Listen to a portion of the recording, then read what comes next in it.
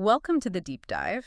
Today we're embarking on a really fascinating exploration.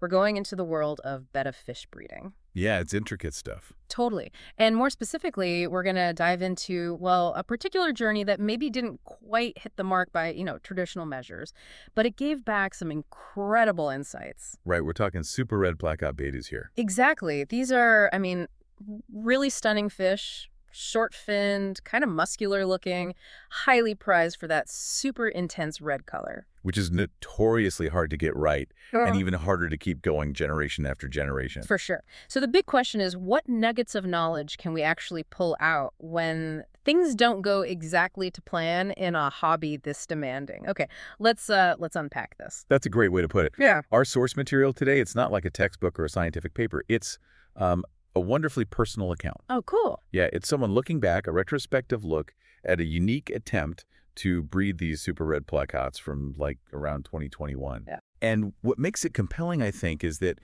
it's not about some huge success story. It's more honest, maybe a bit raw sometimes.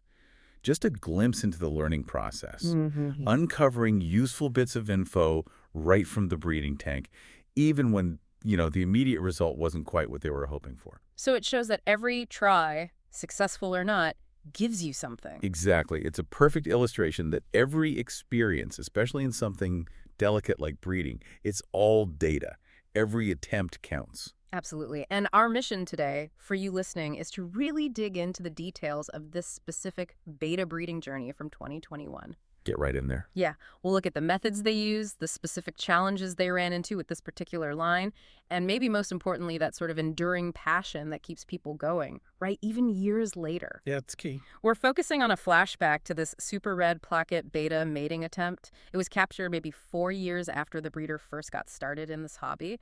So let's travel back in time a bit to the full room. Sounds good. Okay, so to set the scene, picture our breeder. They're looking back at an old video, maybe on their phone, just a quick clip from around 2021. Right. And it triggers this memory, this reflection on their earlier days of fish keeping and betta breeding. They actually admit pretty openly that this was a time when detailed records weren't always kept super meticulously. It's so common, right? Yeah, I was going to say, that sounds familiar for a lot of hobbyists. It's often more about the passion, the sheer joy of it, less about filling out a logbook. It's an excellent point. And what's really fascinating here is how just a simple video clip can spark such a detailed memory, years later. This initial lack of exhaustive records, it's definitely common, especially when you're first starting out, driven by passion more than, say, rigid scientific protocols. Right. But these fragmented memories, the ones brought back by a visual cue like an old video, they turn out to be incredibly valuable. They offer this unique, almost emotional window into the past. It's like a different kind of data. Exactly. A different kind of data to analyze years later. It's not just the hard facts, it's the feeling, the context, the why behind what they were doing. That stuff often doesn't make it into a spreadsheet. Yeah. It really shows how our brains can fill in the gaps and connect emotions to experiences when something jogs the memory like that. That's a great point about memory. So let's dive into what actually happened during this 2021 mating attempt. The video shows a very specific moment, a Super Red Plakat Betta mating attempt. Okay. And the breeder describes the female betta. She wasn't a full red, which means, she might have had some other colors, maybe marbling, not that pure, vibrant red they were aiming for. Got it. Imperfect, but fertile. Exactly. Unmistakably fertile. Her large, round belly clearly shows that she is full of eggs. So physiologically, she was absolutely ready to spawn. Okay, that's a clear sign. But in the clip, she's seen hiding near the surface, tucked into some aquatic plants. That detail immediately jumped out at me. Ready, but hiding. What's that about? Oh, those visual cues are, like you said, incredibly significant for betta breeders. The female's physical state, that swollen belly, that's the prime biological indicator, right? She's ready. But her behavior, hiding near the plants, that's just as crucial. It raises that important question. Why hide if you're ready? Yeah. It suggests she's looking for security. She needs a safe environment before she feels comfortable enough to actually, engage in spawning, which is a vulnerable act. Right. They're exposed then. Very exposed. Female bettas, beautiful as they are still prey animals deep down. So while her body says go, Her instinct is flashing caution signs. She needs that perceived safety. So a breeder needs to pick up on that. Absolutely. Any thoughtful breeder has to recognize and accommodate that protective instinct. If she doesn't feel safe, she might just hold on to her eggs or even resorb them. The attempt fails before it even starts. Okay, makes sense. So then we have the male betta coming into the picture. He's described as eager to get mating started. Sounds typical for a male betta. Right, he's ready to go. But the breeder notes that his timing is off as she isn't ready just yet. It's subtle, but critical, isn't it? Very. She's biologically ready, like we said, egg-wise, but behaviorally in that specific moment, she's not receptive to him, maybe still checking things out, feeling safe, assessing him. What kind of challenge is that for a breeder? That's precisely where the delicate dance of beta breeding really happens. Timing and receptivity from both partners. Yeah. It's absolutely paramount. Okay. Biological readiness, like you're highlighted, that's just step one. Behavioral receptivity, where the female maybe starts interacting, engaging with the male, maybe circling, or even initiating the embrace that needs a perceived safe space. So the male's eagerness could backfire. It absolutely can. If he's too eager, or if she perceives him as too aggressive, she might read it as a threat. And that leads to stress, which could mean she resorbs her eggs, like I mentioned, or you could even get outright fighting between them, which obviously shuts down the whole breeding attempt. So understanding that interplay, knowing her physical state, doesn't guarantee she's immediately going to cooperate behaviorally. That's key. It's about creating that balance where instinct and perceived security line up. Letting her overcome her caution. Exactly. Letting her overcome those natural protective instincts. A lot of newer breeders, maybe they introduce the male too soon or don't provide enough cover for the female, leads to these kinds of missteps. What's also really fascinating and a key insight from this look back is a specific choice the breeder made about the environment. Something kind of innovative. Oh. Yeah, instead of using like a typical plastic container or maybe an artificial plant for shelter, they specifically chose natural elements like floating water sprite for temporary shelter. Ah, Water Sprite. Okay. It sounds like a very conscious effort to make things better for the female, doesn't it? It certainly does. And that's a detail really worth digging into.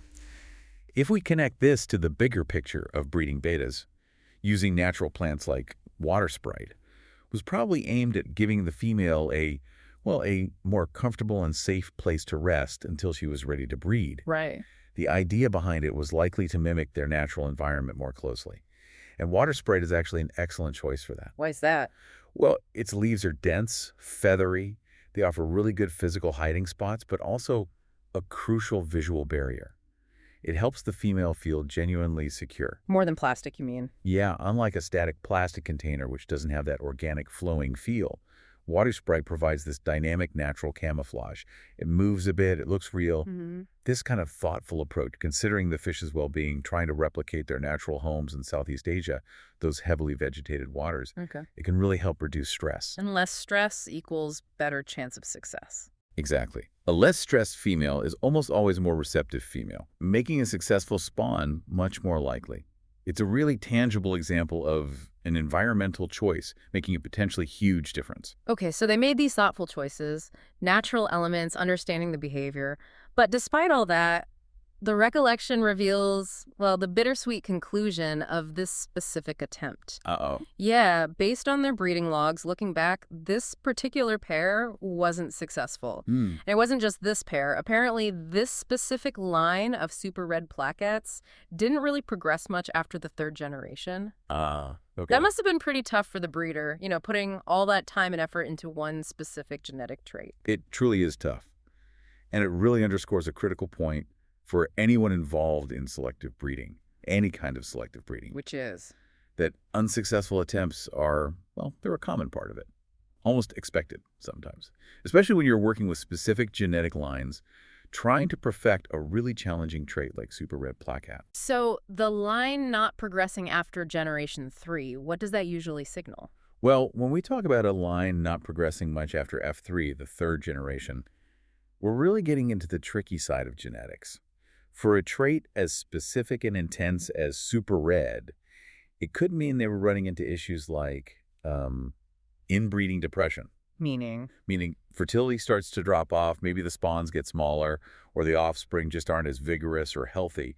It could also point to genetic bottlenecks, the gene pool becoming too shallow to sustain the line without bringing in new problems. Right, not enough diversity. Exactly. Or sometimes the desired trait itself might be genetically linked to other less desirable factors you didn't want.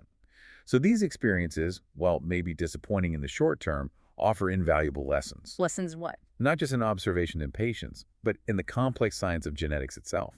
It's a clear signal that the breeder needs to rethink their genetic selection strategy. Like maybe bringing in new blood? Precisely. Potentially needing to outcross breed with a different, unrelated bloodline to reintroduce genetic diversity, boost health, maintain fertility, while still trying to keep those desired traits. It's not just about the immediate outcome. It's about that whole ongoing process of learning and refining your breeding principles. That's such an important perspective, isn't it? Especially when you're passionate about something involving these delicate biological processes. And this kind of brings us back to the core feeling from the breeder's account. Despite the lack of immediate success with this pair, this line, they said it was a refreshing reminder of why we started fish breeding in the first place. Which was? To witness the incredible beauty and complexity of life. So if we zoom out a bit, what does this really mean for us beyond just betta breeding? I think it connects this very personal motivation to something more universal, maybe. That human drive we have to observe, to nurture, to try and understand the natural world around us. It really reinforces that the true value isn't always just in achieving some specific predefined goal, like getting that perfect spawn every time. Often, it's in the journey of discovery itself. Appreciating the process. Exactly.